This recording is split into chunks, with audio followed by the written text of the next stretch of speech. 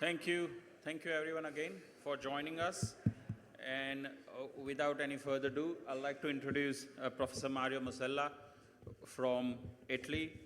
And he's going to talk about complications in one loop surgery. He's a past president of the MGB OAGB club. So pleasure to have you, Mario. Thank you, Cheat, and thank you, Andres. Thank you to IFSO-EC for this invitation here in the beautiful Andalusia. So I've been asked to talk about the complications following these two surgeries, the SADIs on one side and the OAGB on the other one. And, well, I forgot my reading glasses, so forgive me. But by the way, these are my disclosures, and this is my case mix. And, well, my biggest disclosure is I no experience about SADIs, but this is what I took out from the published evidence. Well, the beginning about the two techniques is outlined here. The OAGB started really in 1997, as it was described by Rutledge first, and then the concept has been retaken in Spain here from Carbajo in Caballero, and the SADIs conversely has been started with Andres and Antonio Torres here in Spain. And, well, describing the complication, I've seen in the program there's some speakers what will describe complication in details. So basically, I've made a comparison between the two techniques. And as we can see, there is some complication, of course, following each one of the two techniques. For the OAGB, main complication that has been described are, as usual, leaks or bleeding or whatever. If you take a look at this paper, it's interesting to observe how comparing the OAGB that is technically more demanding and difficult than the sleeve, you can see that even if the sleeve is under an intuitive point of view an easier technique, it is burdened by a higher rate of, significantly higher rate of complications following in the early post-operative period. And this is interesting, I guess, which are conversely the long-term complications following the OAGB. This is bile reflux. Well, in my opinion, bile reflux is a very gross definition that we surgeons use. We should talk about duodenogastroesophageal reflux because it's not only bile, there's also pancreatic juices and enteric juices, but, well, we surgeons, we talk about bile reflux. Once again, it's not correct in my opinion, but this is the rate of bile reflux we have found in, this is a paper published last year by my group. This is a systematic review, marginal ulcers, malnutrition, anemia, and other nutritional issues as hypoalbuminemia and sarcopenia. And this is interesting to observe with regards to GERD, that somehow we can have even an improvement of GERD in people already presenting GERD before surgery if we do an OAGB. This is the conclusion of this is a systematic review. But in some way we can have even a worsening of the symptoms, the clinical presentation, and also histologic features. And this is interesting. This is a paper from the Gerald Prager group from Maurice Felsenreich. And this paper, in my opinion, outlines a clear evidence. And the evidence, in my opinion, is that if on one side the OAGB is more related to non-acidic reflux, conversely, the SADIS is related to a higher rate of acidic reflux because we save the pylorus, and this somehow involves what happened with the sleeves. We have a higher rate of acidic reflux, and that what has been found in this paper with regards to what happened before OAGB and following OAGB with regards to acidic reflux, non-acidic reflux, so the contractile power of the esophageal sphincter.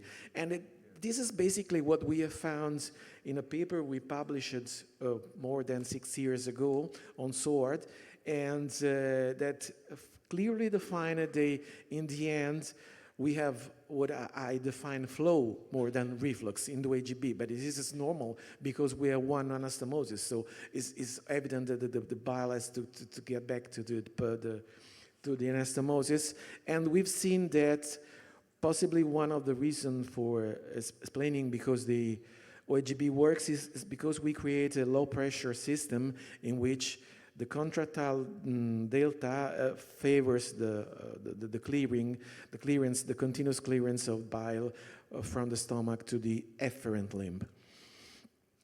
Of course, we are following OAGB marginal ulcers. This is interesting because this paper shows that the ulcers rate is different among different IFSO chapters. And if we take a look of the Asian incidence of marginal ulcers, we can see that it's lower, possibly due to dietary issues. And conversely, it's higher in Europe and in North America. And this is another interesting paper from England, from UK, and showing also the other issue we can have with the OAGB, that is nutritional problems. And this is a systematic review taking into account almost 50,000 patients. And it's interesting to see that in any case, 0.8 patients had to be admitted for nutritional issue, and only 0.05% had to be operated on for nutritional issues following an OAGB. This is an interesting data, but it's something we must take in account when talking about the OAGB, that possibly one of the major issues, in my opinion, is the nutritional issues we should always consider, even if, in my opinion, this is my very humble opinion, I have no evidence for this. The issue in this surgery, and not only in this, also in the SADIs, is not as strictly linked to the length of the BP limb.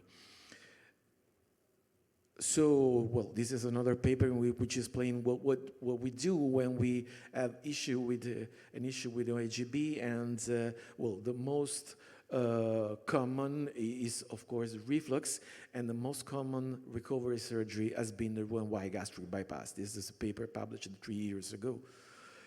Early postoperative complications. This is interesting, and this is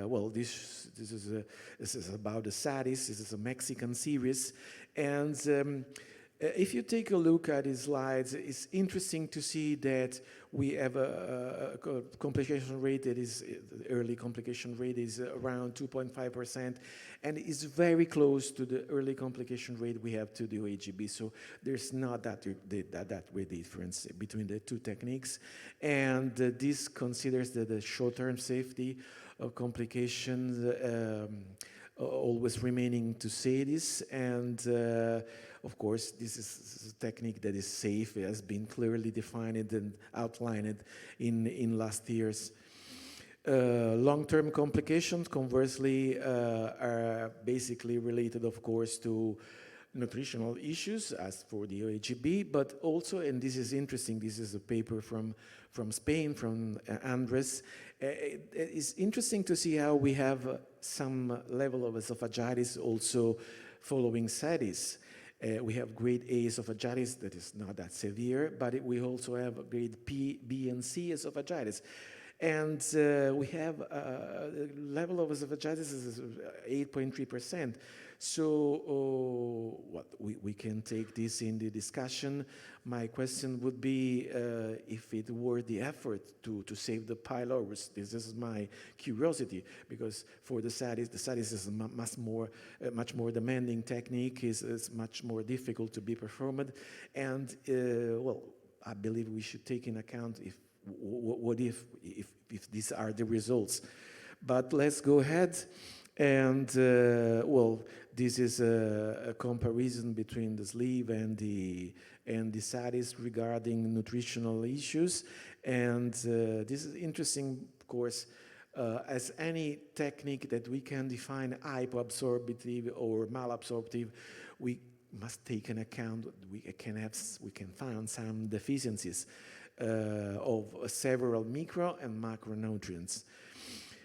And this has been confirmed by this paper, which has been found some issues with vitamin D, albumin, and iron, zinc, selenium, and whatever.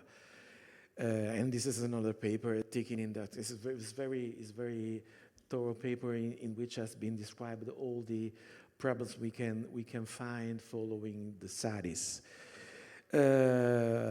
Let's go, well, the main problem, if we want to consider a comparison between the SADIs and the OAGB, in that there's a very few published papers regarding, I'll show you a couple of them at the end, it's very few slides.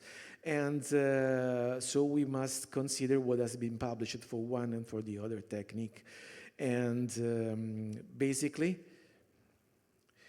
if we want to take a look what is the real comparison between the two techniques, this is what have been found comparing the efficacy and safety between Roux-en-Y, one anastomosis, and the SADIs.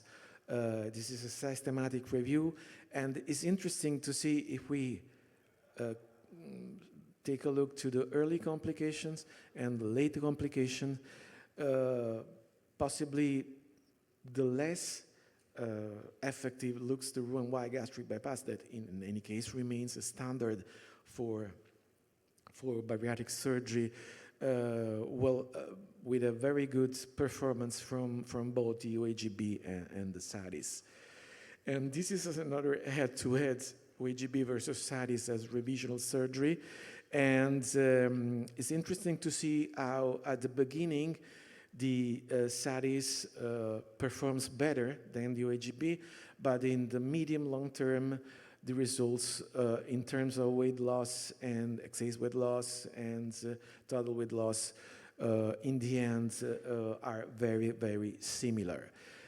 The major problem with the SADIs currently is, of course, we had much less evidence, much less published evidence about its efficacy, especially efficacy in the long term. Andres has published a number of very interesting papers, but there's a very few groups dedicating very much to the SADIs. Conversely, for the OAGB, we have a higher rate of published evidence, of course, for Roux-en-Y is much bigger. So how can we conclude this brief talk? That basically this is what we can take out from the evidence, from published evidence, from our own experience, that one-loop procedures are definitely been established and approved by IFSO, and basically there is, especially for the OAGB, a great number of people performing these. OAGB, of course, has a problem with the bile reflux, even I would say with the bile flow more than with the bile reflux. And this is, of course, something we must take in account when performing this technique, that must be done very, very precisely. Of course, on the other hand, the SADIs is more difficult on a technical point of view, but despite this, has demonstrated a very low early mortality and morbidity, no mortality, and of course, we can have nutritional issues and hypoproteinemia. Conversely, in this surgery we save the pylorus, and this is my once again my very humble opinion. This makes this surgery more prone, more possibly inducing an acidic reflux than a non-acidic reflux. Revisional surgery is required, of course, for both technique, and there's a limited evidence of comparing the two technique. And in any case, of course, more wider series and RCTs are welcome to define the precise rule for both technique, especially in the long term. Thank you very much.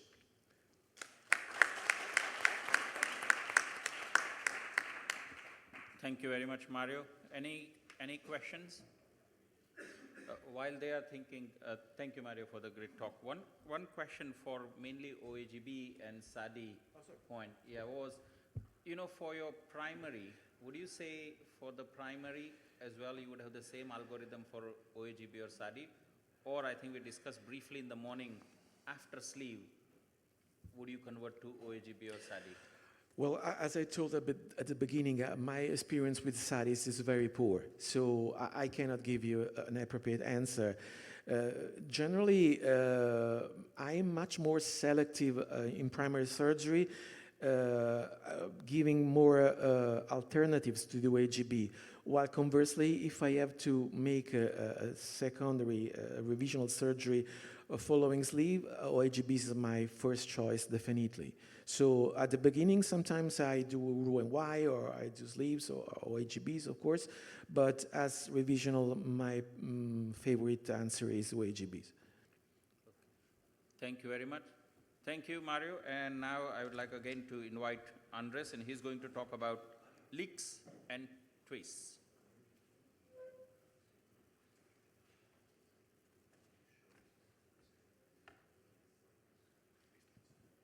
Thank you, Chitan. Some of the things I'm going to present now, I have already said in the first presentation. Well, leaks are the most feared part of this operation, of course. Leaks after studies are especially difficult to treat. They are different to other leaks in other parts of the small bowel or in the digestive system because we mix saliva, we mix biliary juices, and we mix pancreatic juices.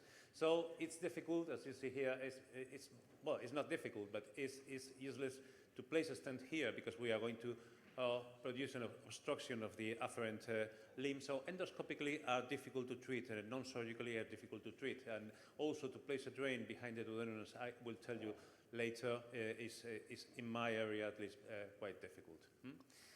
So leak rate is really low if we compare to other leak rates in other parts of the digestive surgery.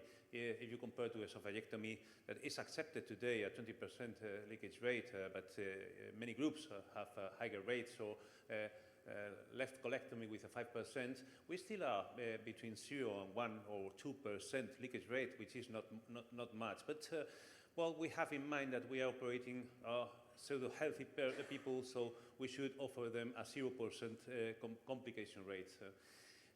In our series, we have operated now 750 patients from 2007. We had 14 leaks, anastomotic leaks, what makes a 1.8% leakage rate is a bit high, but I can tell you that nowadays it's about 1%, one case every 2 years or something like that. Our patients stay in hospital for 1 to 3 days, and this is important for what I will say later. The pathophysiology of this leakage is what I said before, secondary to a technical defect, not usually vascularization, and secondary usually to tension. Tension, why? Because one loop surgeries have more tension at the anastomotic point at the anastomosis than Roux-en-Y, and this was described by Roux in the late 19th century. Vascularization should not be a problem. This is the study from Marchesini, famous study from Marchesini, demonstrating that what we discussed this morning, that division of the right gastric artery makes no problem in the vascularization of the stomach and the duodenum. And the duodenum we see with ICG or without ICG, that is an organ very well vascularized, even if you divide these vessels and you divide all the vessels from the greater curve. So it remains only tension as the principal cause for anastomotic leakage. This is a video of a patient I operated some years ago, and as you see, it seemed to me that there was no tension at the anastomosis, but it's a bit.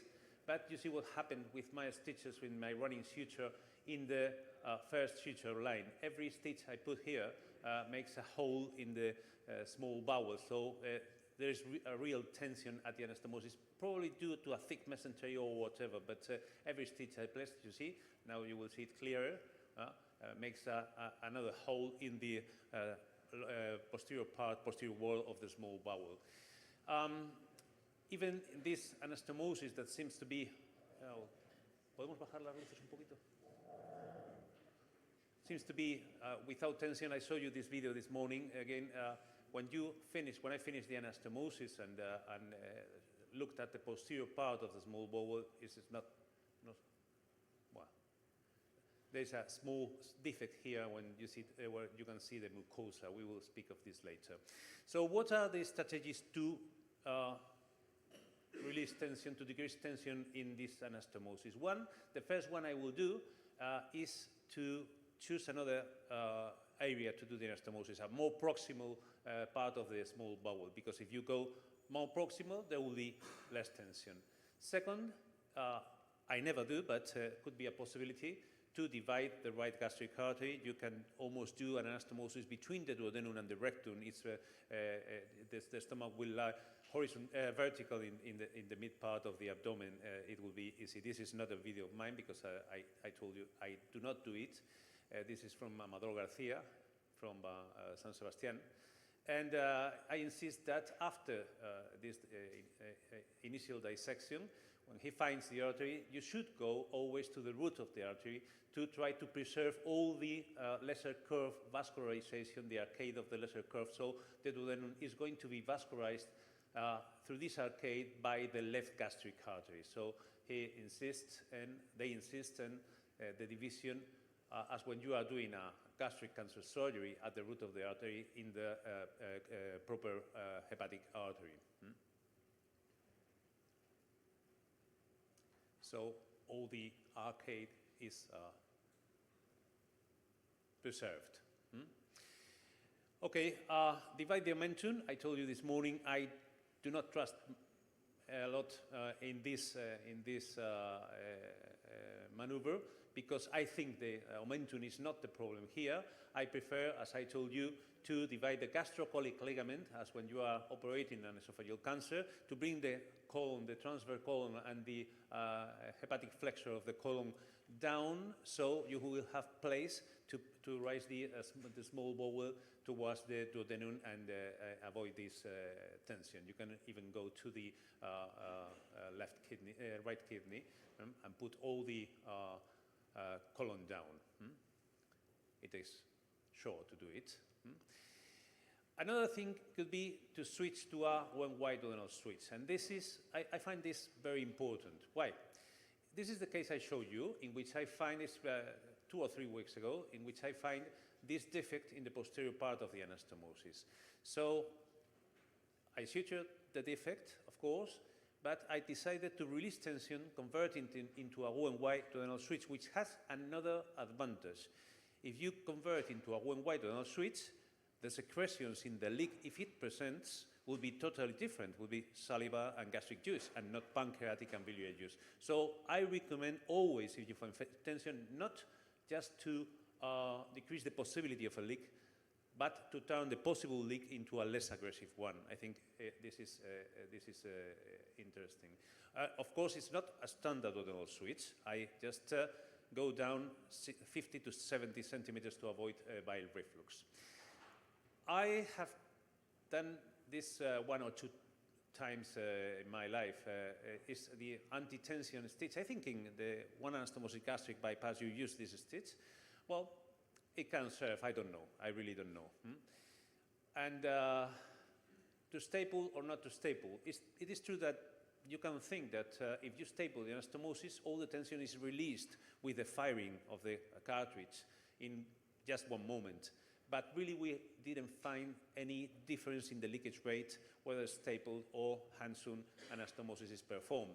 Even I think it's safer, as I said this morning, it's safer in difficult cases to do the Hansun instead of the stapled one. And this is a controversial issue that I will tell you now. I leave a drain after surgery. I almost always leave a drain after surgery. And this comes from the experience of pancreatobiliary surgeons. I mean, a leak is a leak, and it can happen in whatever part of the small bowel, the large bowel, and it will behave the same. Not really. These leaks after studies are, as I told you, difficult to treat and contain different kind of liquids than leaks after a gastrojejunostomy. Well, this is the experience of pancreatobiliary surgeons. In the 90s, they used to reoperate patients when they had a leak, which happens to be, I think, in 20 to 30% of the cases of a Whipple procedure. They changed the policy in the 2000s to a non-operative approach. I mean, they treated patients with the operative drains and with radiologically guided drains, and the leakage rate didn't decrease, but the mortality decreased a lot. So I think our operation is practically similar in what leaks refers. These leaks present early, less than 3 postoperative days.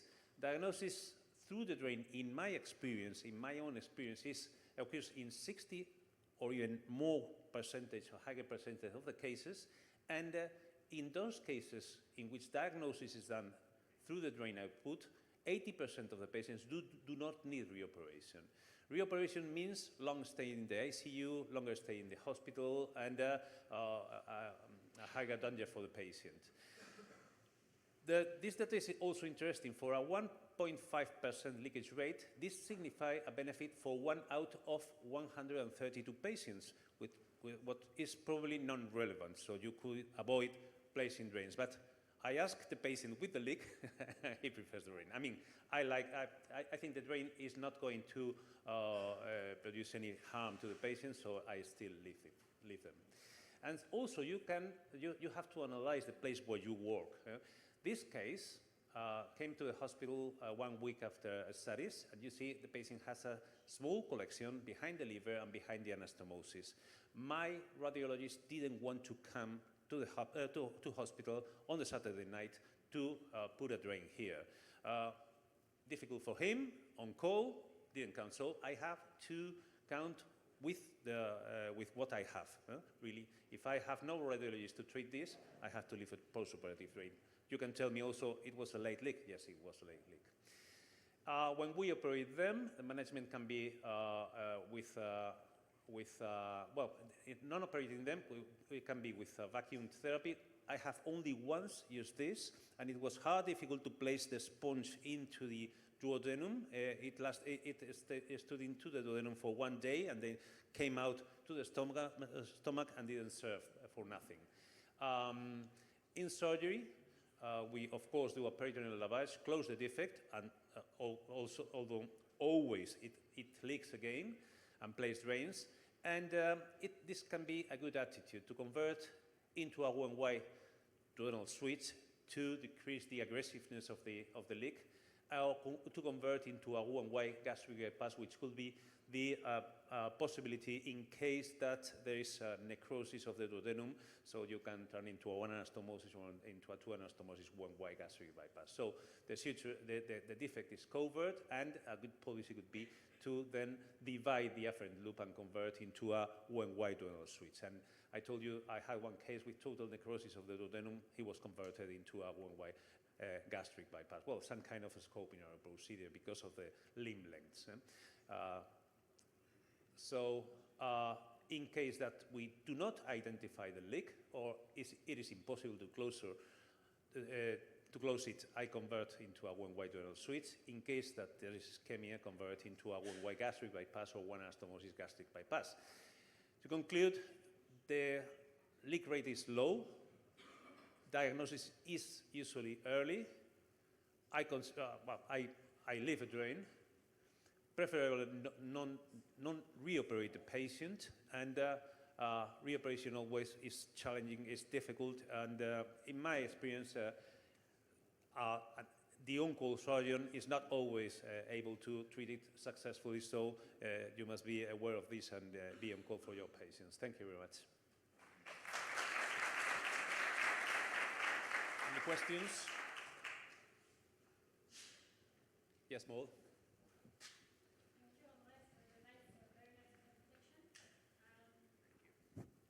I have a question. If you have like an abscess and not peritonitis, you show some videos of the sponge, but it's not easy to put in because it's post-pyloric, and the introducer is not easy to put in the hole, and most of the time the hole is small.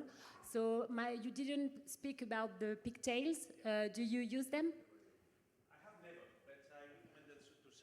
Other surgeons, and I think it's a good way to treat it, because it's easier to put the pigtail into the hole, into the defect, and back into the stomach, or even through the nose. Yes, I think it's a very good point. Thank you, Andres, for your presentation. From the endoscopic point of view, you are not satisfied with the endosponge. That's what I guess. Well, because And- as Mo said, it's very difficult. Yeah, no, and every day you have to change that. But you have any experience with the NG tube that drains the area and another one that feed the patient? Place two tubes. Have any other option from the endoscopic point of view to treat it? Theoretically, that's a very good solution, because you can nourish the patient and have the other hole close to the leak. I don't know, perhaps I think it's easier to put the NG tube quite distal and to place a pigtail, as Mo said, into the defect. But it's difficult, and you have very few cases, so you are not going to acquire experience in that. Okay, thank you. Okay, thank you very much. And now we have Eric again. He's going to talk of internal hernias. Your video sorted? Yeah. Excellent, thanks. Next. Yeah, no. Okay, thank you. So I have a few videos. Maybe we can turn the lights down a little bit. I have a few slides first, but then some videos. Okay, so thank you for the opportunity of the floor, and it's for me always a pleasure to talk about internal hernias. Now, again, I have no disclosures that should be of relevance for this particular talk. And this is what we're going to talk about, the internal hernias. This is really something you want to avoid when you do laparoscopic bariatric surgery. The internal hernias is, however, not a new entity. It was described already more than 150 years ago by Professor Traits, who described this as a paraduodenal hernia with very poor outcome.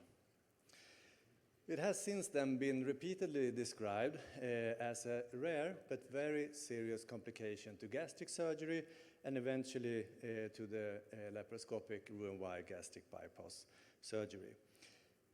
Now, this was a rare complication in the era of the open gastric bypass, but in the middle of the 90s, we started doing laparoscopic gastric bypass surgery, and it took a number of years until it became evident that this was to become a major clinical problem. Now, the first experience that we had at our institution with a serious case of internal hernia was for a young woman who was in a late pregnancy and presented with what was perceived as labor. It went on for a couple of days, and eventually she gave birth. I think the baby died, actually.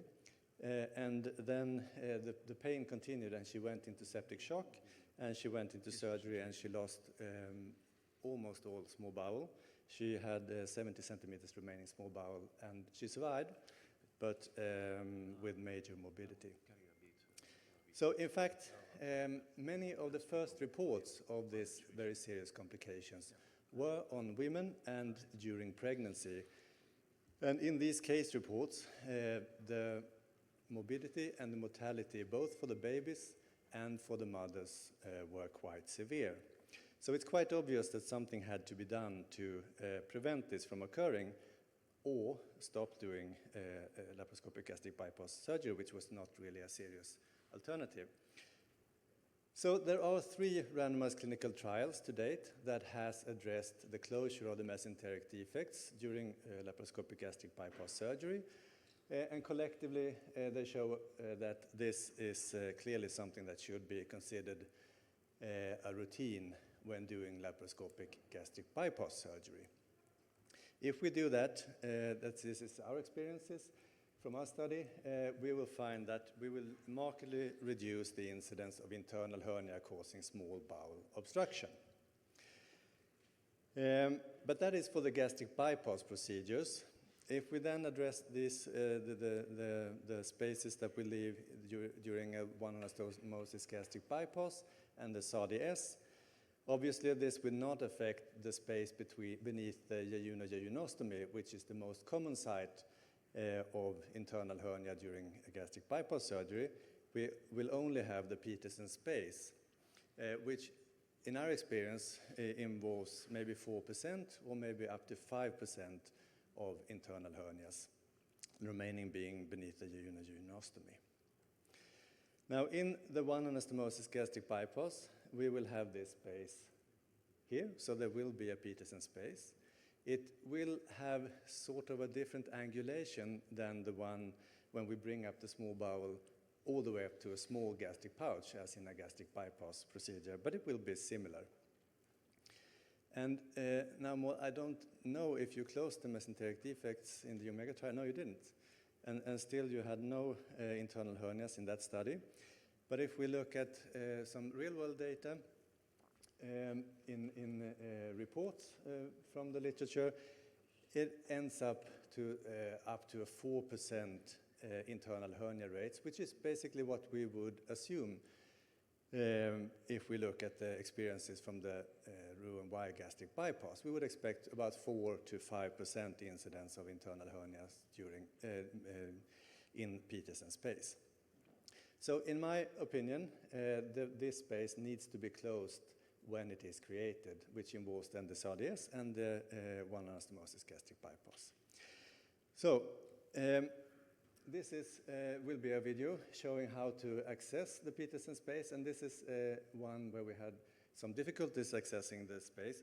But what we do, and my advice, my humble advice, is as the surgeon, you best find it beneath the stomach and eventually when you find the colon, and you use your left hand to lift up the omentum, and the assistant will grab just beneath the colon to lift up the space, and you will find that it will be a nice accessible space. And the key to closing this well is the access to the Peterson space. And again, here we have some trouble dislocating the omentum, but eventually it works. We always divide the greater omentum, as we have shown in an observational study, that will actually reduce the incidence of Peterson herniations. Originally, it was done to release the tension of the gastrojejunostomy, which is often not a problem. And here you find that you have, when the assistant lifts the colon and the surgeon lifts the greater omentum, you will have nice access to the bottom part of the Peterson space. And this is another video where we had a much easier access, and it also shows one method of closing the mesenteric defects. Again, the surgeon moves the omentum to the left side, the assistant lifts the colon upwards, and you see that you have nice access to the Peterson space. This is a patient with a BMI of 55, so you see it's quite accessible even in high BMI. And here we use clips. There are, as I'm aware of, 2 different devices on the market. This is one of them. These clips are a little bit shorter, but they have the advantage that you can see the top space, and it's easy to place them. The other one on the market is a little bit more difficult to see, but on the other hand, the clips are a little bit thicker, so you can place thicker bites. We close it in double layers. There's no strong evidence for that, but it seems like a good idea given the small bites that they're able to take in the peritoneum. But then again, the peritoneum is what gives you the strength, so that's what you need to close the defect. And we always close the defect up to the colon, closing the entire intracolic space. We don't close the supracolic space. I've actually encountered at least one case of internal hernia in the supracolic space, but those are very rare and it's difficult to close. And you really don't have that problem when you do the one anastomosis gastric bypass or the SADI. This is just a picture showing that you must be quite meticulous when you access the space. As you can see here, it's quite easy if the assistant is not lifting thoroughly, you will find that there will be an opening here. So if you just close this very rapidly, there will be a remaining opening here that will open up even more after weight loss. So a good advice is then, if you see this, to lift this part up to entirely close all of the Peterson space. Another problem that you may encounter is the wide openings. such as in this case. It is possible to close with clips. You need to start below here, and you need to release the tension on this part. You can also choose to lift this part to release the tension and put a number of clips here between them so it doesn't tear holes in the mesentery. But that is if you want to close with clips. Another option is, of course, to use running non-absorbable sutures, which is the technique that has the strongest level of evidence. In a Roux-en-Y gastric bypass, you may do that as a purse string suture. That is what we did in our study. And this is a similar technique for exposure as using the clips, but the technique for suturing is a little bit different. It takes a little longer, at least in our hands. When closing with the clips, it takes 1 to 1.5 minutes, but suturing takes maybe 4 to 5 minutes. This is then the technique for purse string. You start all the way up at the mesentery of the small bowel, and you move your way downwards. We use here a twirl, twisted, the ethibond. What do you say, the English word, twisted? Yeah, the multi-polyfilament. Yeah, to close it. The important thing is that it should be a non-absorbable suture. And you should close all the way down to the bottom. If you choose to do this with the self-locking suture, this is not a technique that you can use the purse string. Of course, then you will have to suture it from side to side, and you may wish to start at the bottom upwards or at the top and downwards, but you can't use it as a purse string.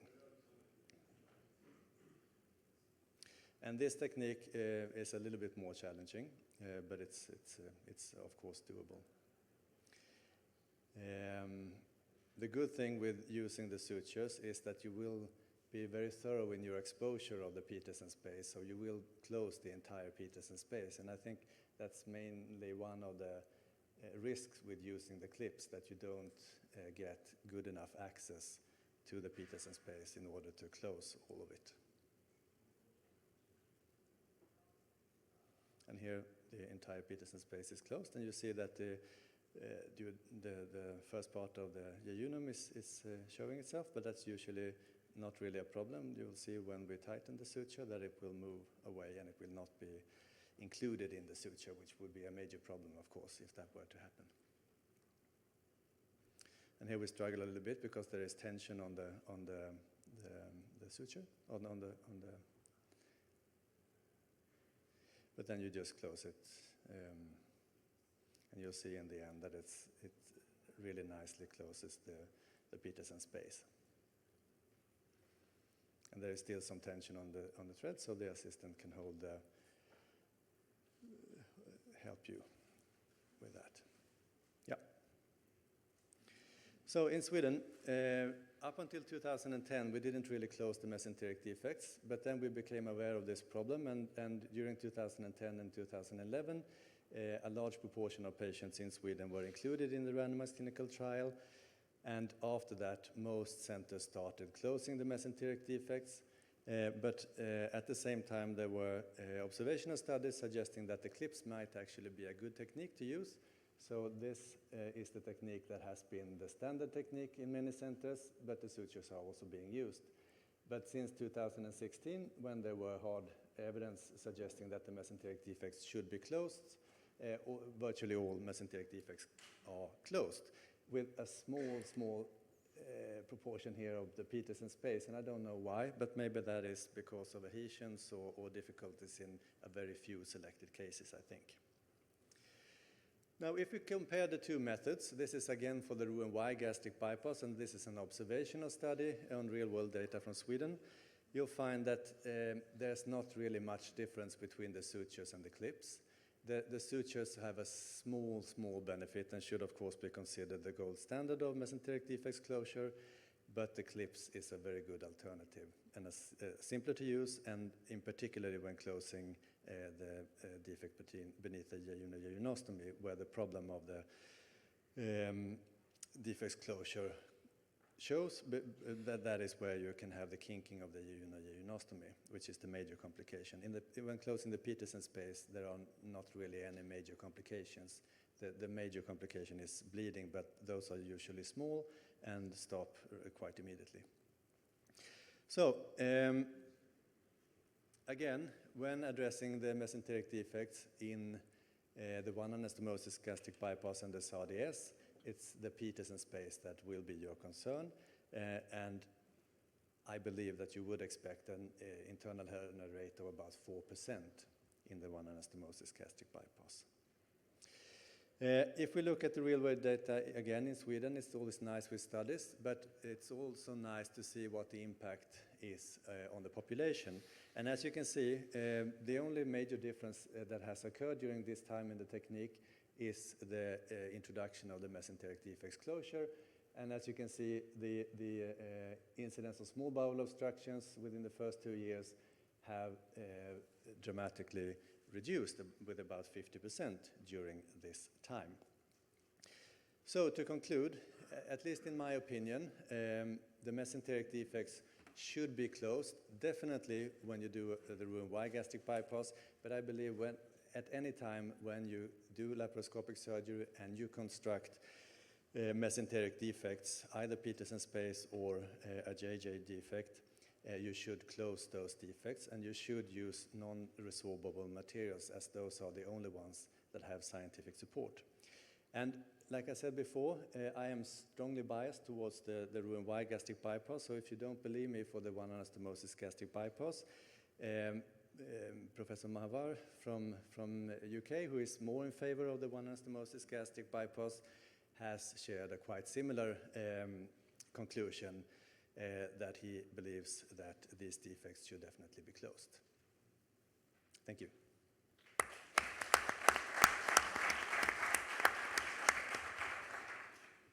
Thank you very much for the great talk. Any questions? I just had one question for the audience, really. How many of you use suture and how many of you use clips? So how many of you use sutures to close the defect? And how many of you use clips to close the defect? Okay, so few of us. Fine. What about glue? Anyone uses glue? I had tried it, but then I found it There too was fumbly. an interesting paper in France using glue. You know that, Maud? With good results.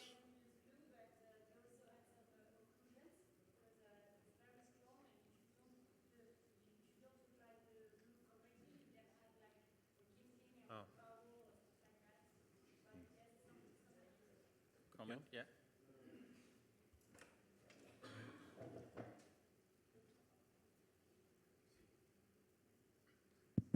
So, Rachel, I strongly agree with you about closing the defects following Roux-en-Y gastric bypass.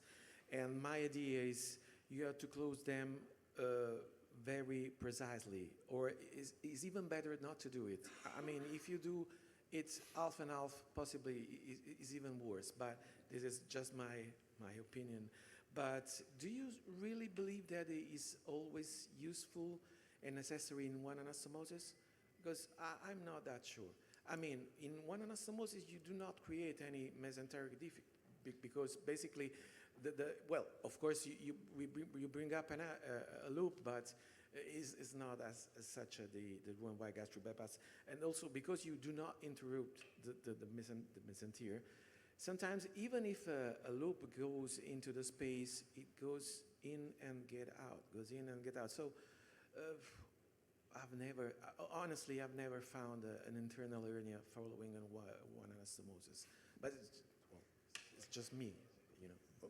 Well, again, I am strongly biased, and you have to interpret my response in relation to that. But I would expect an internal hernia rate of about 4% based on the experiences from the Roux-en-Y gastric bypass and from some of the observational studies in the literature. So I would definitely favor closing the Peterson space, and I think I think time, you will see that in time. I mean, the one anastomosis gastric bypass, there's a number of procedures performed, I know that, but it took a number of years before we saw that in the Roux-en-Y gastric bypass, and I think you will see that in the one anastomosis too, but I don't know. Who knows? Thank I you. get it. I just want to answer to Mario. From 2010 to approximately 2014, we did not close the Peterson defect in OAGB because everybody said it's not necessary until we saw our first internal hernia. And I can promise you, Eric, you're absolutely right. They are there, and Austria is a small country, so we see these patients and we started closing them. And I can tell you something else. With the very long gastric pouch, you create a new site of internal hernia, which is supracolic. So other small bowel can slip behind your long, narrow gastric pouch to the other side. So I close it routinely with non-absorbable running suture. Thank you.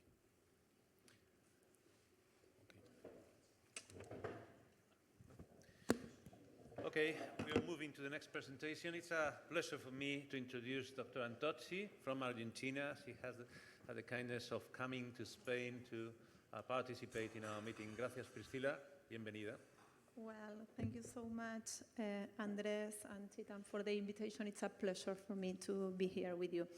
Well, the topic today for me is to determine if malnutrition after one anastomosis gastric bypass is a myth or a reality. This is the roadmap of my presentation. We are going to talk about physiology, definitions, the evidence, what's the key variable of the malnutrition, the risk factors, preventing and management, and finally the verdict. So at the beginning, I like to say that this absorption after OAGB has a reason to be. In a standard OAGB, the biliopancreatic leaf carries the bile and pancreatic juices, and the digestive secretions don't mix the food until they reach the gastro-GI anastomosis far downstream in the jejunum. So it means that the absorptive surface available for proteins, minerals, and fat-soluble vitamins is significantly reduced. There is also a second mechanism, that is bacterial overgrowth. The excluded biliopancreatic loop becomes a reservoir for bacteria which compete for nutrients and impair mucosal function. And don't forget that gastric pouch produces dramatically less acid pepsin, so protein digestion is already compromised at the very first step. The nutrients most affected are on the right side, and you'll see that at the beginning is protein and albumin, iron, ferritin, and most vitamins. When we have to define malnutrition, we have to have in clear that most of our papers are related to lab analysis. And malnutrition has a more clinical manifestation, a combination of manifestations to be defined. And this is seen because when we think about malnutrition, we also look for information, and we see that most of the determination of the definitions of malnutrition are related to protein, albumin, and vitamins. And we know that albumin and proteins are not good markers of desnutrition, are markers of inflammatory sessions. So we have to take an advice that when we are reading our papers, we have some information that is missed in the definition. These four numbers summarize what's the best available evidence about nutritional outcomes after OAGB. The first number says that OAGB has 3 times more probability to have malnutrition compared to Roux-en-Y gastric bypass, 2.5 more hypoalbuminemia, and in this cohort of 49,999 patients, you'll see that 0.9 of the patients need in-hospitalization treatment for malnutrition. And that seems to be a small number, it's less than 1%. But if we read carefully, 8 patients in this cohort died because of malnutrition. So we have to be a little bit more aware of what nutrition means in this kind of patients. Other additional meta-analysis evidence says that hypoproteinemia, anemia, and hypocalcemia are often seen after one anastomosis malnutrition percentage. And this is probably, in my opinion, the most important slide in the entire presentation, because this is the one variable that determines whether a patient develops malnutrition in OAGB, and it is the one variable that is entirely related what we can do as surgeons. As we listened today earlier, the length of the biliopancreatic limb has a very important function in nutritional, in what determines nutritional in the patient. So as longer the biliopancreatic limb, the more possibility that we have of having malnutrition. There are many papers that we already listened today earlier that determine this important point. And as a recommendation, most of them says us that we have to standardize BPL in 150 and 118 centimeters, because as shorter the BPL, the better the nutrition of the patient is going to be. However, most of the papers never count the total small bowel length. So I think, in my personal opinion, that the importance of the length of the small bowel is if you have the total length measurement done. If not, it is less important. Who are the patients at risk? Beyond the BPL length, there are other risk factors that we need to be aware of. For example, preoperative nutritional deficiencies. This is one of the most often overlooked points in our papers, because many patients get into surgery with hypoproteinemia, anemia, and deficit in vitamins, and sometimes those are not corrected before the surgery. Another point important is the patient that won't have or have poor adherence to the supplementary follow-up. In our countries, for example, in Argentina, it's very difficult for patients to get into the supplements for the multivitamin supplementation. So once we choose a patient to do OAGB, we have to be very aware if it's going to be possible for the patient to have a lifelong supplementation disponibility. Other risk factors are relation to Asian ethnics. In this kind of patients, dietary patterns and anthropometrics are very important, because probably they have this deficit before the surgery. And the long-term supplementation, as I said before, and the higher BMI patients, because probably these patients are going to be the ones that we are going to choose longer limbs to bypass. As I said before, malnutrition is a preventable complication. What can we do to prevent malnutrition? Well, first, standardized BPL. As I said, BPL shorters are probably less associated with malnutrition. Have a very, very good screening and correction of deficiencies before the surgery. And not only lab screening, we also need to know the muscle mass function of the patient once it's going to be planned for surgery. Be aware that this patient is going to need lifelong multivitamins, B12, iron, vitamin D, and zinc supplementation for the whole life. Have laboratory monitoring at 3, 6, 12 months annually, because this is the only way to prevent the deficiencies that's going to have. And I'm sorry. And have a very important, a very good multidisciplinary team that follows the patient, because some of these nutritional deficiencies appear not at the consult with the surgeon, but probably with the psychologist, when the patient said that he's having, for example, difficulty in looking and has to change the lens, and this is associated with a deficit of vitamin A, for example. When malnutrition occurs, we have some strategies to take aware. The first step is intensive nutritional support, IV albumin infusion. But when this doesn't happen, this doesn't respond, we need to do surgical correction of the OAGB. This is information for another talk, but what is important to know is that there are no consensus guidelines of clear reversal criteria. So as we see in this slide, there are some symptoms that determine the need of the reversion. There are some anthropometric measurements, lab measurements, and the severity of the malnutrition. But when we have to take these patients to a reverse or to a converse surgery, we have no guideline of what to do. The most common things are to reverse to normal anatomy, or do a gastric sleeve, or do a Roux-en-Y gastric bypass. But that is not written anywhere. This is a list of the lifelong nutritional support that the patient is going to need. And it's important to know that these kind of patients will need support related to the labs that they are having, and sometimes we have to arrange the supplementation that they are using.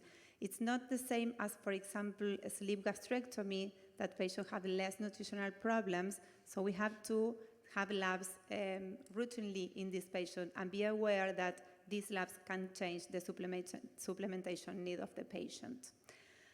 Now, the verdict. What is not malnutrition? It's not an inevitable consequence of OAGB. It's not an unrelated surgical technique. It's not unequally common with standard limb left. It's not untreatable once established, and it's not a reason to abandon the procedure. However, it is real that it's a real complication with level 1 evidence. It is directly linked to BPL length, and it's modificable. It's preventable with proper surgical techniques. It's manageable with follow-up and supplementation for the rest of the life. And it's rare in well-monitored protocol-driven programs. So probably malnutrition after OAGB is preventable, and the surgeon's technique is the most powerful variable that we have. The key points for home is malnutrition after OAGB is real, it's not a myth. The level 1 evidence shows assures that. BPL length is the #1 modifiable risk factor that we have. Severe malnutrition is rare, but micronutrient deficiency is common.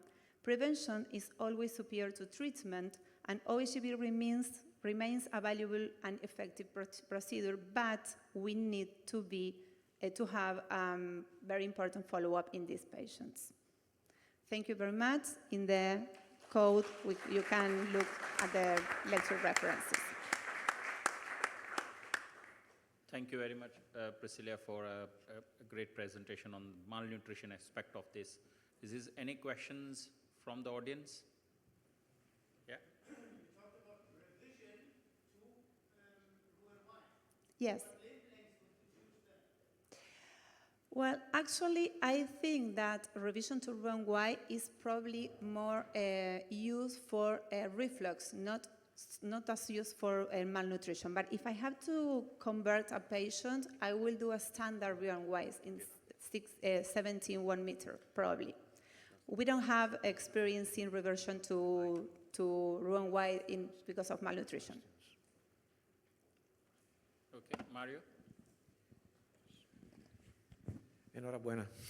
Thank you. Well, representation, this is just a call. I mean, you talked about the nutritional issues that we can get possibly following OAGB, but in my opinion, we all are too much careful to the limb length. I mean, we should think about there's several variables. That is not only the limb length in OAGB, in Roux-en-Y, and this is the reason because there's people who has 4 meter small bowel, people who have 12 meter small bowel, and the same lives the same life. I mean, with no nutritional issues, I mean, people who are not being operated on, of course. So we should study much deeply the other variables that are besides the limb length. I do not believe, honestly, I do not believe that 50 centimeters in a man who has 12 meters of small bowel can make a difference when you do an OAGB or a Roux-en-Y or a SADI or whatever, you know? We should evaluate the pancreatic juices secretion, the intestinal secretion, the bile It's not so easy. Yes. This is just a comment. Yes, I agree. There's no evidence of that because I just talk about dysbiosis and bacterial overgrowth, but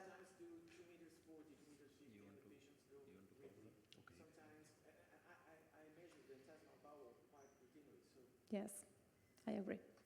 Okay, thank you. Okay, thank you, Priscilla.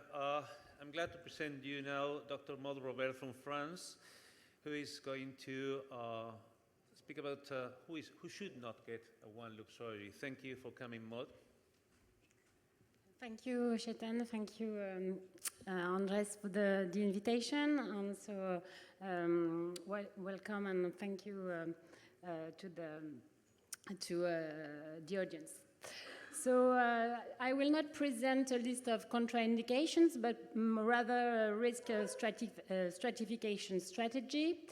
So these are my disclosures.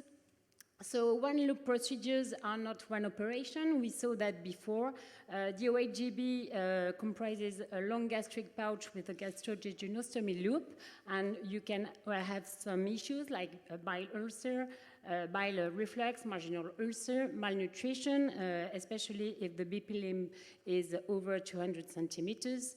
And if you look at SADI, we have a sleeve with a duodenal-ileostomy, and GERD can also happen, even in the esophagus or sometimes in the stomach. You can also have more bowel movements and protein and vitamin deficiencies. So we have to select the better procedure, and this is procedure specific to a patient. So the patients with reflux phenotype are probably not good candidates for one-loop surgery, especially if they have esophagitis, C and D on the gastroscopy before the surgery, if they have Barrett's esophagus, large hiatal hernia, as you can see here, and here in intraoperative case, and previous gastric band with especially dysmotility or reflux. Why? Well, we saw that OAGB exposes to bile and also acid reflux with reported viable incidence going from 7% up to 55% in this review of the literature, and diagnostic uncertainty. SADI includes a sleeve, and the sleeve anatomy can worsen or induce reflux. So in clear reflux disease, Roux-en-Y gastric bypass remains the benchmark anti-reflux bariatric operation.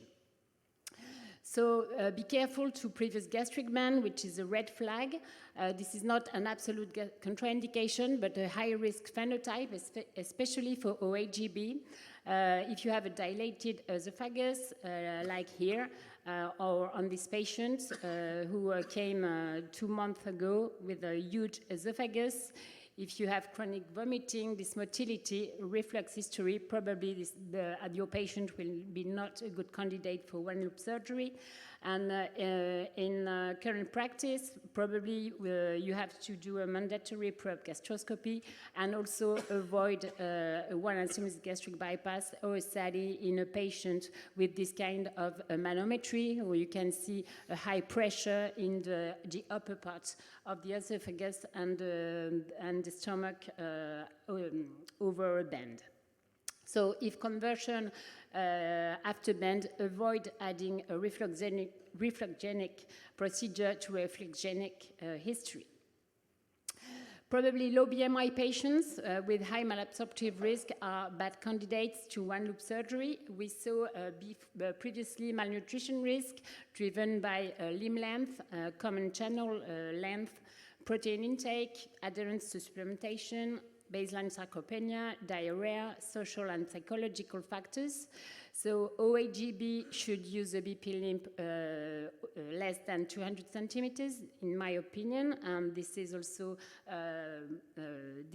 what was reported in this meta-analysis of Salmon published in Obesity Surgery 2023. For the SADI, common channel should be over 250 centimeters with strict nutritional follow-up. So malnutrition is not a myth. We saw that previously. It is uncommon when selection and follow-up are excellent, but can be catastrophic when they are not. Patients unlikely to comply with lifelong follow-up are also probably bad candidates for one-loop surgery. Patients with poor adherence to vitamins or protein supplements, active alcohol use disorder, especially with a gastric bypass, severe uncontrolled psychiatric disease, eating disorders with vomiting, purging, poor socioeconomic access to follow up, and especially if they need to buy vitamins, instability to understand long-term nutritional risk. So because late complications are not only surgical, they are also nutritional surveillance failures. So we have to think of that. Gastric or esophageal premalignant lesions should not lead to one-loop surgery. If you have Barrett's esophagus, avoid reflexogenic anatomy and prefer Wen-Y to an OAGB or SADI. If you also have a gastric intestinal metaplasia, dysplasia, or strong familial gastric cancer, I think that we should avoid to have a remnant stomach like we can have in the one anastomosis gastric bypass, and we should also be cautious with the SADIS, because even if you have the pylorus, you can still have some bile exposure. So data do not prove a higher cancer risk after modern OAGB, but bile reflux and carcinogenesis remain debated, and with rare reported case cancers and persistent uncertainty. So absence of proof of cancer risk is not proof of absence. So technically difficult patients are probably good candidates for one-loop surgery, which can be useful, but it's not always the case for primary SADIS.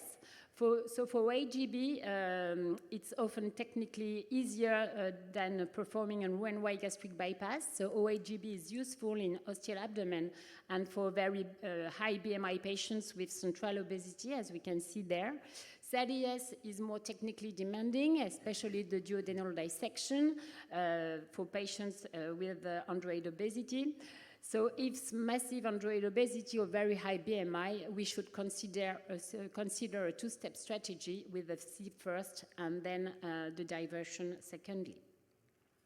So this is a suggested decision algorithm. For patients with severe GERD, Barrett, avoid OAGB, avoid SADIS, and better alternative should be Wen-Y gastric bypass. Patients with large hiatal hernia, avoid OAGB.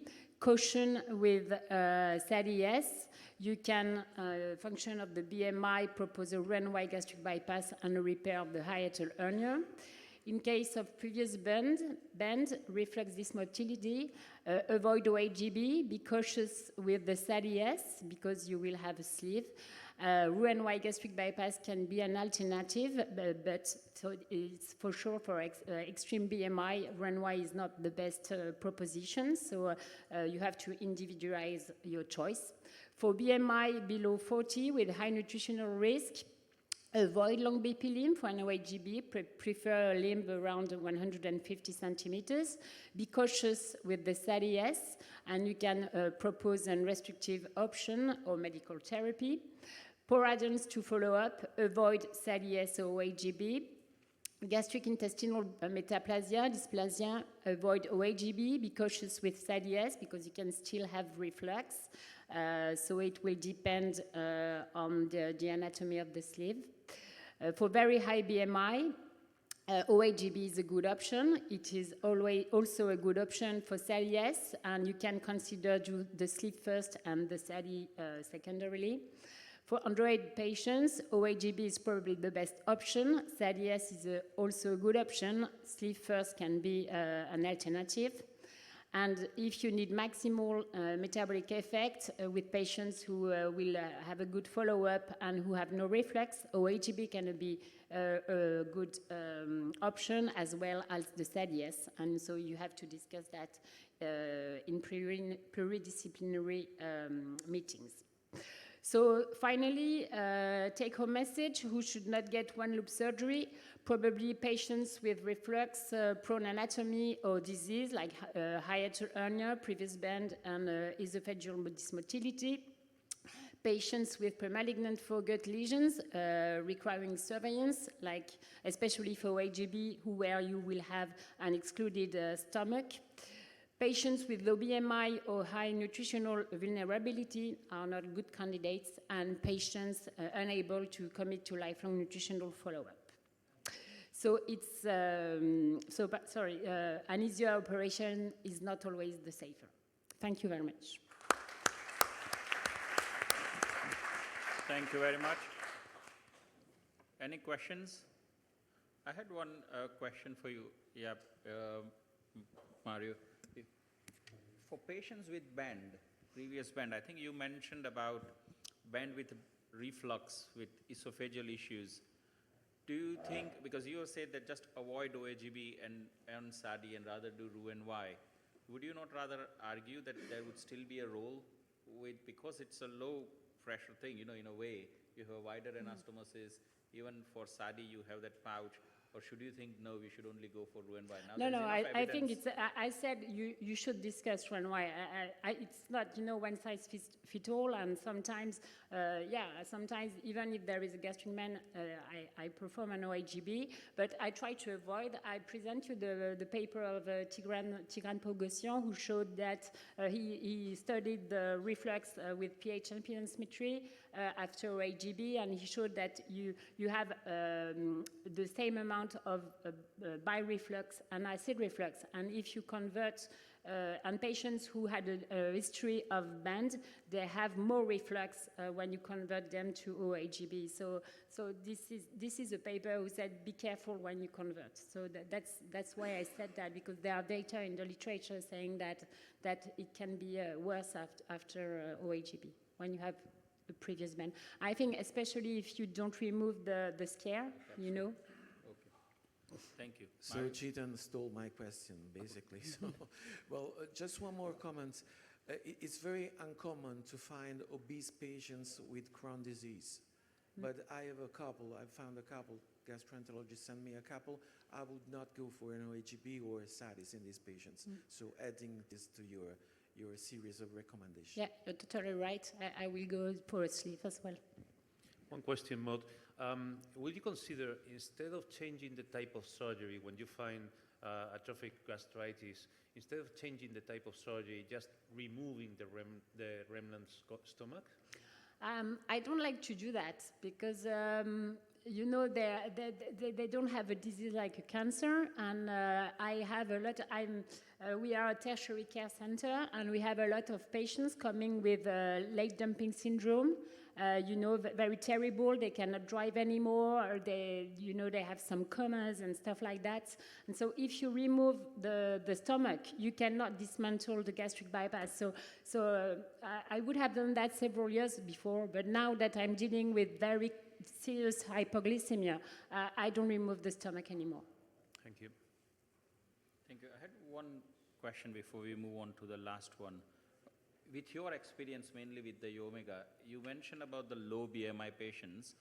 With your experience, say if you have a 37 BMI patient with diabetes, high HbA1c, and metabolic component, would you think an OAGB with a safer 150 centimeter limb length is fine, or would you still do Roux-en-Y on them, from mainly the diabetic picture-wise? I prefer the Roux-en-Y, but OAGB 150 would be okay. Good as well. Thank you. Thank you. Sir? No, sir. Yeah, okay. Thank you very much. And now we have the pleasure of having Professor Nasser Sakran from Israel. He's past president of the society, and he's going to talk of reflux and marginal ulcers. Okay, thank you very much for the invitations. I have two topics in one lecture. I will try to do my best because marginal ulcer and bile reflux is the same. I will do the best again. Okay, I don't have no conflict. This is my mixed disclosure. I will start about the most common procedure worldwide. You know that today we have the sleeve, fist, and Roux-en-Y OAGB. But we have very mixed data here, and it's not we do not an accurate data. But in Israel, we have 100% data. Today is the most common. 73% is the OAGB. In the second, it's 13.7 Roux-en-Y and 13.6 sleeve. It's in the third place. We have, in last 25 years, a lot of questions about GERD, marginal ulcer by reflux, and you know, the nature of GERD. Thank you, Mood, about it, because you can help me now. And the incidence of the bile reflux and marginal ulcers, we have numbers, but we don't have, you know, everything. We don't know about everything about the esophageal mucosa and about the introduction. I want to talk about marginal ulcer after OAGB. Okay, of course, today OAGB is accepted a bariatric procedure, but can have some complications. And I want to talk today only about marginal ulcers and about the bile reflux.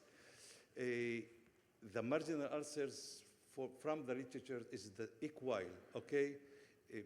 Between the Roux-en-Y and gastric bypass in the morning, I hear that marginal ulcer, it's more in OAGB, but I don't know from where this, but I think it's similar. We have limited data about duodenal switch and BPD. The most patients come between 1 month and 6 years. They can suffer from marginal ulcers. And the majority, we can treat it successfully, of course, medically. But few cases, we need to convert to another procedure. And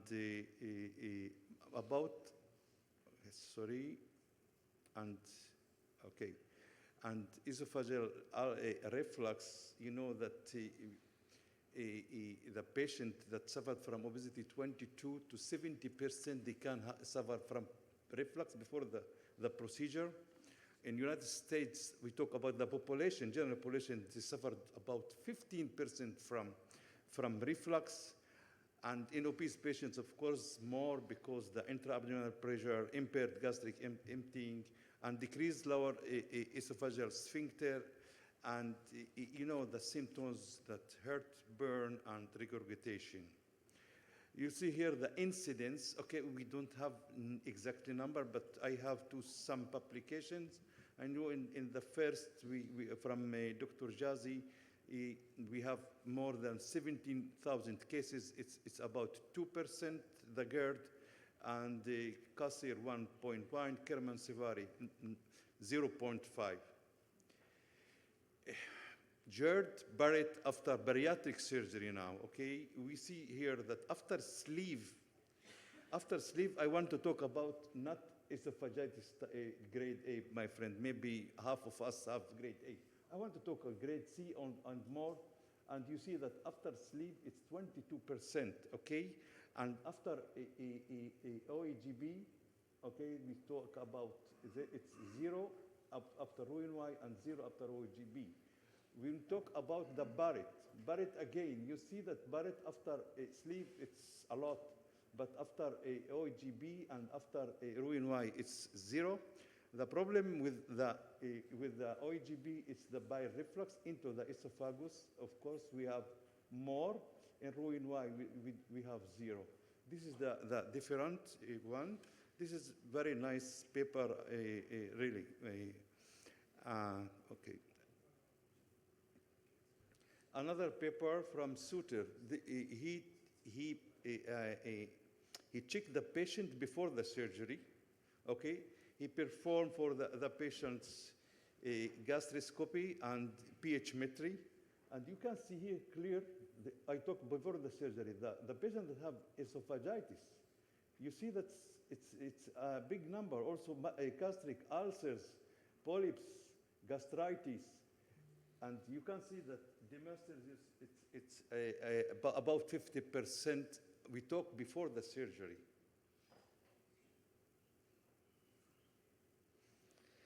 Okay, my friend here, and thank you for this paper. I don't want to talk about 2019. I will talk about the 5 years later. But I hear my friend Mario, I think the letter for the editor that he sent is very important for all of us, because the OAGB, in your publication, was the biliopancreatic limb in 2 meters. Today, we need to have less. And OAGB, but I don't want to talk about the outcomes here. And but in Omega trials, we don't know the gastric pouch, the length of the gastric pouch, nobody know. And the public that 4 cases from 6 have suffered from esophagitis grade A. For me, it's nothing, it's null, okay? And we can compare biliopancreatic limb 50% in Roux-en-Y and biliopancreatic limb of 2 meters, it's not the same, okay? This is the Omega after 5 years. And again, you see that it's better now for us, for me that I perform a lot of OAGB. Okay, you see the nutritional status, the adverse events, long time data. Of course, we need the data, but we have better results after 5 years. And OAGB was not inferior to Roux-en-Y gastric bypass. Of course, we need to wait after maybe another 5 years. We have another paper from my friend Chetan about revisional surgery to convert band to OAGB or sleeve to OAGB. And this is the remission of GERD. It was about 80%. And the post-operative GERD, it was found in 3.2%, 3%. I think is very nice numbers. The marginal ulcer rate, it was about 2.44%. Okay, of course, I agree with all of you that the biliary reflux and diaphragmatic hernia, maybe we need to talk about that, of course. And here, paper from Kerman Savari, and in his paper, he talked exactly that the hiatal hernia seemed to be important and factor for de novo GERD after OAGB. And the second, repairing hiatal hernia during OAGB might be needed to prevent GERD. Okay, I agreed with that, of course. The symptoms, it's more than 50% of the symptoms are the upper abdominal pain, of course, nausea, vomiting, bleeding, perforation. It's about 1.5 of patients who suffered from marginal ulcers. Of course, we can have strictures and atypical symptoms about bile reflux, burning, vomiting, greenish yellow color, heartburn, regurgitation, and systematic issues. That sometimes the reflux or the marginal ulcer because the technical related factor. And what have we have technical related factor? We have a lot. The damage of the pylorus, short and large, dilated, twisted, narrowing pouch, missing hiatal hernia, missing posterior, fundus that we don't resect it, anatomic methods, size and orientation. I will talk about that. Gastrogastric fistula, the suturing materials. Okay, we need to use only absorbable. We can't use unabsorbable foreign bodies. We talk about the short biliopancreatic limb, impaired motility, status posts, VBG, sleeve, AGB. Of course, sometimes we can have a factorized tension of the anastomosis, reduced blood supply, anti-reflux stitches, gastric acid exposure, and gastric band removal. All this they can have technical related, but not contraindicated for the operation. We have also patient-related factors, not technical. Okay, if the patients use NSAIDs, steroids, immunosuppressive medication, alcohol abuse, smoking, okay, bad eating habits, Helicobacter pylori that we talk about it today, diabetes, impaired motility, no PPI after surgery. For my patient, half a year they need to have PPI, and stress. All these can have related from the patient. How to prevent? Of course, we need to eradicate Helicobacter pylori. We need to have long tube pouch. You need to ask the patient for gastroscopy every 5 years, every 10 years, and we need to repair the hiatal hernia during the OAGB. The most common location, of course, 71% are in the GJ anastomosis, but also we have 12% in the jejunal lymph. We have 10% in the gastric pouch. What about the types? Not all the esophagitis are reflux esophagitis. We can have a lot. You have lymphocytic, drug-induced infections, radiation, eosinophilic and corrosive esophagitis. And the best diagnosis, we talk about it, we can use a upper GI, GI series, CT, pH manometry, scintigraphy, all what you need, it's no problem. Okay, how to measure it? We can have clinical diagnosis of biliary reflux we can have clinical, or we have the Misted score. Everyone today use it. What about the GERD remission after the OAGB? This is another paper from Chetan. It's about 2%. It's very nice number, of course. And another paper from Egypt, this is the randomized control study that they controlled 80% that underwent Roux-en-Y, and 80 patients underwent OAGB, and they have that the OAGB, it was operative time and fever complications. Of course, all the patients have the same, they perform for all the patients. Gastroscopy, 24 hours pH monitoring and manometry. Sometimes we need to have something like, it must be narrow and gastric tube. If the tube is very large, of course, they can have more acidity and they can have and I use very narrow and very low, very long. The second, it's the end-to-side or side-to-side anastomosis. I perform end-to-side, but of course, a lot of surgeons use that. If I perform end-to-side, the pouch, it's still 15, 14, or 13 centimeters. When I perform side-to-side, my pouch start from here, not from here, okay? Because it will be 15 centimeters, less 6 or 5, as the pouch here is 10 centimeters, not 15 centimeters. We have some papers, if you perform, I perform the anastomosis retrogastry. Sometimes we can have antigastry, and we can see that the retrogastry, it's less complications. And how when I treat the marginal ulcer conservatively or by endoscopic, the medical, we talk about PPI, H. blockers, sacral fat, or H. pylori eradication. Sometimes we can use suturing in endoscopy or stenting. About the options, surgical options, after the marginal ulcer, primary repair, oversewing, omental patch, resection of the gastrojejunostomy, redo anastomosis. Sometimes we have revision with vacuotomy, subtotal or total gastrectomy, but the best way we can have or reversal to normal or to convert to, I prefer to convert to sleeve, not to convert to Roux-en-Y, because we sometimes convert to Roux-en-Y, and after Roux-en-Y we can have de novo marginal ulcers. Okay, the surgical management of bile reflux now, we can, all the patients ask for a reversal to normal anatomy, but we can convert to Roux-en-Y, of course. Brown anastomosis, I don't prefer.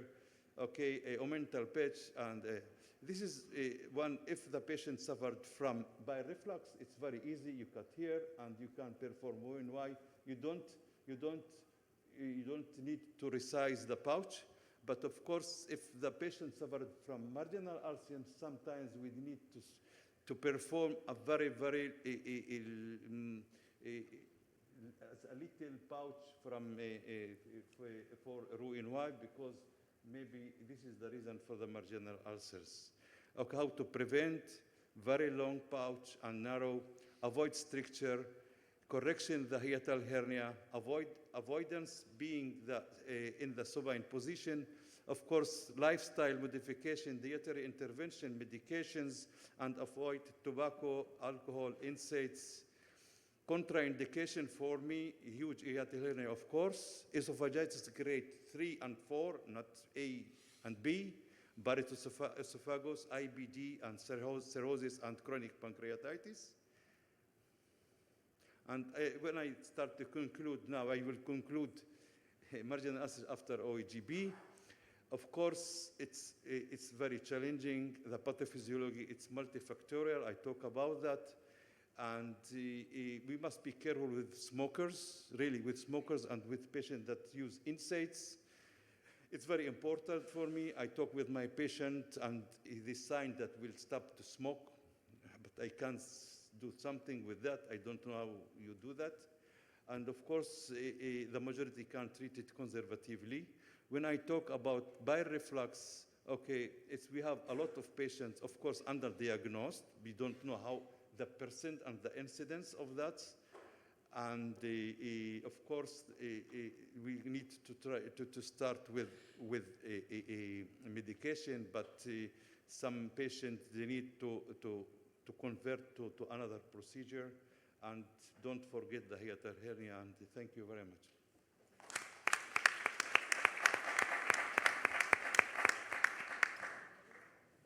Thank you very much for the great talk, Nasser, covering reflux and marginal ulcers both. Any questions? Out.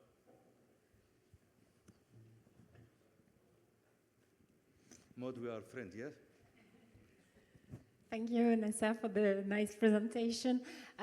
You show how to dismantle gastrointestinal anastomosis and to shorten the gastric pouch to avoid a recurrence of the marginal ulcer, you know, on the new gastrointestinal anastomosis. I had some recurrences despite, you know, shortening the gastric pouch, and it's always very difficult to deal with these ulcers that are, you know, coming and coming again. So would you do, if you have a recurrence, you convert your OAGB to a Run-Y, you shorten the gastric pouch. If you have a recurrence, would you consider doing an esophageal anastomosis? How would you deal with the recurrence? Yeah, I have right now, I think, 5 or 6 cases, but it's very, very difficult cases because I talk with them. I don't prefer to convert through one ulcer to Roux-en-Y because I talk about that 2 cases, they said they want Roux-en-Y. I said no, and they underwent in other hospital Roux-en-Y, and they have de novo marginal ulcers, okay? I prefer to convert to sleeve. It's not the best option to sleeve or to normal anatomy. Okay, I don't perform vacuotomy. I don't know how to do that because vacuotomy, maybe some surgeon use it, but I don't know how to do that. Maybe, but I prefer normal anatomy or sleeve. Thank you very much. Thank you, Nasser. And now I have pleasure to again welcome Andres, and he's going to talk of when surgery needs further surgery. Thank you, Chetan. So when we came back to the OR because of long-term complications after studies, it can be secondary usually. No, that's not mine. Oh, yes. There are, in my experience, 3 main causes for revision, which are the reflux that we are speaking so much today, weight recurrence of also suboptimal clinical response, or malnutrition, which is the most concerning issue about this surgery. SADI has been called initially malabsorptive, then it was changed to hypoabsorptive. We can consider to eliminate absorption and just speak about ileal surgery. But it has always a short and known common channel and a long and unknown biliopancreatic channel that was what defined all biliopancreatic diversions. Initially, you know that we did a common channel of 200 centimeters, And in 2 years or some years more, we had a 16% revision rate, which is the same revision rate that in the old days was reported after jejunal-ileal bypasses which were abandoned. So we changed to 250 to 300 centimeters. This is our total series. This was published in the Updates in Surgery 2 years ago, but here I include cases until 2025. Most of them female, mean age 46, mean weight 125, mean BMI always 46. And we had 35 readmissions for malnutrition, which means a total number of 5.3% from 3 months post-op until 15 years. A mean number of admissions of 3 per patient, and if we consider reoperation rate of these admissions, it's 57%, but from the total series is 3%. So our numbers are much better than 2 years ago. It's 3% of the total series reoperations. We individualize the approach to the malnourished patient, talking to the patient and the endocrinologist. We consider the severity of the episode, the number of admissions, the previous disease, the existence of previous disease. Usually, in the first operation, we don't know about addictions or psychiatric disorders, which patients usually are called to us not to abandon the operation.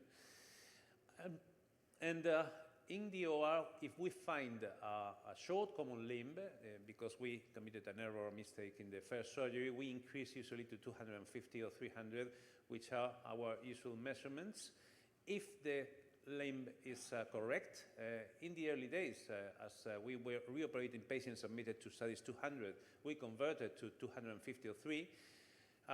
Currently, we just add 1 meter or 1.5 meters. If the patient is psychiatric, alcoholic, cirrhotic, we do a duodenoduodenostomy. In one case, I could do a duodenoduodenostomy, but it's a nonsense. I mean, going to do the anastomosis in the first or second jejunal loop is enough. Exceptionally, and this might be absurd for you, I have done an enlargement of the common limb and a re-sleeve because the patient had too many diarrheas, complained of diarrhea, but admitted to eat too much. So you enlarge the common limb just to increase absorption, but you still increase restriction. Initially, this was our choice. I was afraid of dividing this anastomosis and doing again another anastomosis to the duodenal cuff. So I just divided the efferent limb and put it here in the efferent limb, one meter aboral. This didn't work. I did 3 cases, and in all cases I had to convert to a standard operation, usually to go back to a studies with another measurement, because this antiperistaltic limb doesn't work well, and the patients complain of abdominal pain, regurgitations, and so on. The factors that we have found related to malnutrition, similar to what Priscilla showed us before, the age. Aged patients should be submitted to less aggressive operations. The initial BMI is lower for patients undergoing malnutrition. I don't know how to explain this, but I found this in my statistics. There is really a relationship between the liver disease and the possibility of malnutrition related to lab tests. And this is funny also, the alkaline phosphatase preoperatively is lower, quite much lower, significantly lower in those patients that are going to suffer from malnutrition, and of course the common channel. And the alkaline phosphatase, I found it related to the levels of zinc. We do not systematically measure the levels of zinc, but it seems that this molecule has atoms of zinc and magnesium, so the levels of this alkaline phosphatase is related probably to sarcopenic obesity or something like that. This is also interesting. We reoperated most cases in our early series. Even if we discard those patients submitted to studies 200, you see that from 2019 to 2016, we have only reoperated 2 patients. Not reoperated, only 2 patients operated, submitted to the first studies in the last 8 years have been reoperated for malnutrition. What means that we are selecting better the patients. We are performing better the operation. We are following our patients better, and we probably are supplementing them better. So the numbers are going too low now, are similar to those with Priscilla presented after OAGB. We detect malnutrition related to the initial weight loss. As you see, in the first 2 years, there is a significant difference between in the weight loss between patients undergoing malnutrition and those going well. So we can pay attention to that. And just a few slides about late weight recurrence of or suboptimal clinical response. What in SADIs is almost the same. I mean, almost every patient that is going to have a late recurrence has had initially a suboptimal clinical response. We can commit two possible errors related to this, or leaving a too large stomach, which I think is not the issue because we are doing an operation based in the function of biliopancreatic diversion, and the stomach, you know, is not that important in these operations. It could be for reoperation perhaps, or we can have left a too long common limb. So in the OR, we first measure the small bowel to know what have we done before. We try to evaluate, well, this was initially. I do not do this anymore. I leave for a third operation if necessary, or try to do endoscopically, as I will tell you. I think this part of the operation, resizing, is difficult to decide which patient is going to benefit for resizing, and it is a bit dangerous operation. And now we just divide the anastomosis and go to do a more proximal one, as I told you, 1 meter or 2 meters. In case that we think that we are affecting the pylorus, this reoperation should be in a Wen-Y manner. This is our short series. You see gastric resizing ended with 1 leak, so it's dangerous, I think. And this is the evolution of our patients, so it's not that well, not that good. So now, well, we analyzed our data and we saw that gastric resizing was better. I didn't think this before. For these patients regaining weight, that limb shortening, all patients that were submitted to limb shortening regained weight 1 or 2 years later, and we found problems as alcohol addiction or some other problems in them. I think conversion to a Wen-Y is not going to work because we are going to offer the patient a comparable long-term weight loss, and we are going to add malabsorption, so we are going to decrease the quality of life of the patients. And this is what we do now to these patients, add medications, because it behaves equally the same as surgery, as reoperation, and is less dangerous. And just a few words about GERD. After SADIs is less frequent than after the sleeve gastrectomy because of the kind of the sleeve that we are doing, wider, and also because the patient is going to lose more weight, so there is not going to be GERD related to weight. I will pass on this rapidly. So we have reoperated only 0.5% of patients submitted initially to SADIs because of gastroesophageal reflux. And the two possibilities I think are better is in this way. In this video, you see how we treat the hiatal hernia. We close the hiatus. We place a mesh, absorbable mesh, but I think it's not of much importance. And then a heel gastropexy. And in this other video, short videos, well, it was last week, I placed a LINX device that I find this very interesting for patients submitted to sleeve or sleeve-based operations. And unfortunately, we cannot do it anymore in Europe, only in England. There has been a withdrawal of the device in the whole world, except for the States, Canada, and I think England. But I think it's the adequate method to treat, to manage the gastroesophageal reflux after sleeve-based operations. This is not so easy to perform, the Hill's procedure, and doesn't work so well, at least in my hands. So to conclude, after this type of operation, we have a low reoperation rate. Nowadays, I prefer to treat it recurrence with medications, and in one case we have asked for an ESG. We do not perform the procedure. We ask our gastroenterologist, and they are not so skilled in this, in doing the ESG in operated stomachs, but we had the chance of having in Spain a Christine Steer who made a very good case last year, and it works.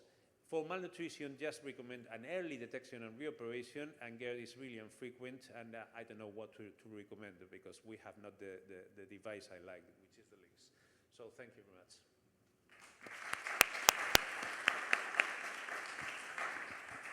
Thank you very much, Andres, for the talk.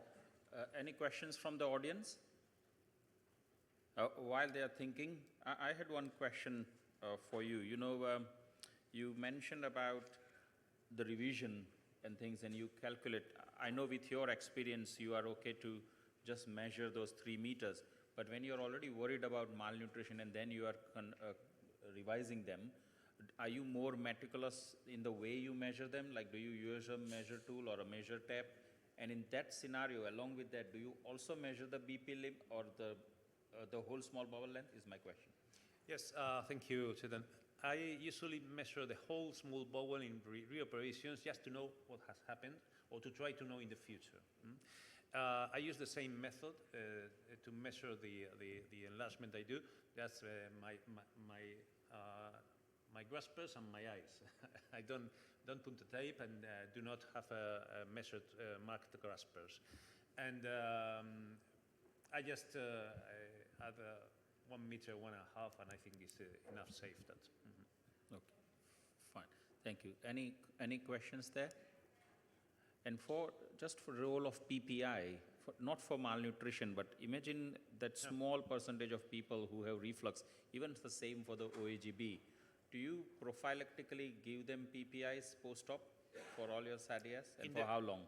In the first year, all patients submitted to a sleep or sleep-related operations are on PPI. All patients. And then depends on I do routine endoscopy about 1 year after surgery, and then depends on findings and symptoms.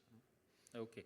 And last question from me, with the revisional one, in that scenario, your post-bariatric surgery supplementations, do you change anything, iron, calcium, anything, or is it similar to what we have standard for Roux-en-Y's?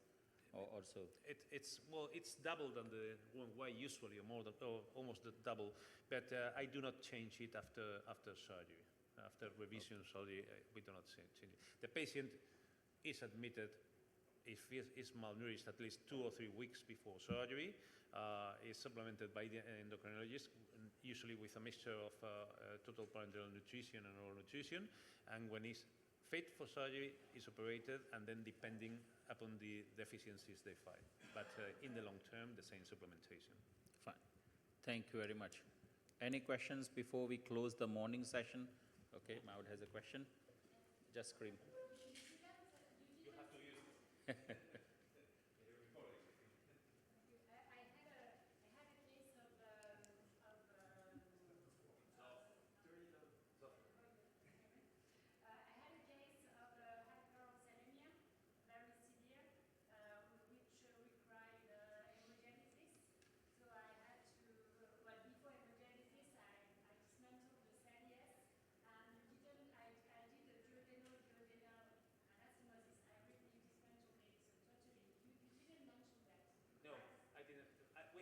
We have some cases, but not so severe. We had in the past with the duodenal switch, we had some cases that had to be reversed because of hyperoxaluria, yes.